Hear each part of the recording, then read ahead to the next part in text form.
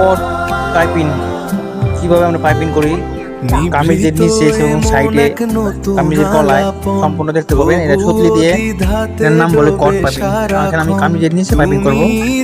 কট দিয়ে কিভাবে আমি কট বানাইলাম, প্রথমে কামিজের নিচে লাগাবো। প্রথমে এক সাইডে সেলাই নিচ্ছি, এখন কি করে কামিজের নিচে লাগাবো, গলায় লাগাইছি। গলার ভিডিও আমি দেখাবো কিছুদিনের মধ্যেই গলায় পাইপিং করি। এটা আমি কাপড় লাগাই না, কখনো লাগাই না, আমি সুন্দরভাবে পাইপিং করি। এটা আমি সম্পূর্ণ দেখাবো। গলাটা করছি সুন্দর হয়েছে। এখন আমি করবো কামিজের নিচে।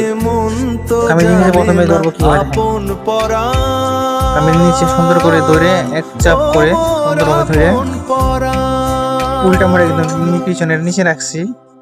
আর ওইভাবে পাইপিংটা করলে কি হয়, এক সমান এক লেভেল হয়। নিচে একটু ভার হয়, ভার হওয়ার কারণে কামিজটা অনেক সুন্দর হয়। আমি কতগুলি বইটা নিচ্ছি কিন্তু ভিতরে কাপড়ের ভিতরে।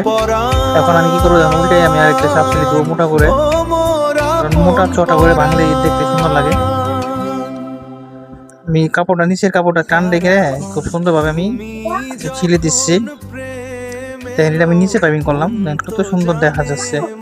সাইডও করা যায়, আমি কিন্তু নিচে করি, আমরা নিচে করে দিই, খুব সুন্দর।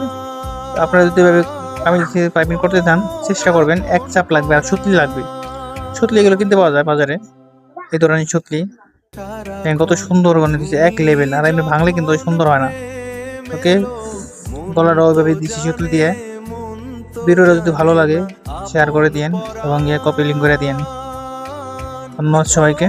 আর সুতলিটা দেখেন, আবারও দেখেন কীভাবে আমি সুতলি বানাই। সিঙ্গেল চাপ নিতে হবে, কারণ ডাবল চাপে কিন্তু হবে না। একভাবে তৈরি সুন্দরভাবে এক চাপ করে নিয়ে যাব, মাথা দিয়ে এই সাইড সিলিটা দিতে হবে।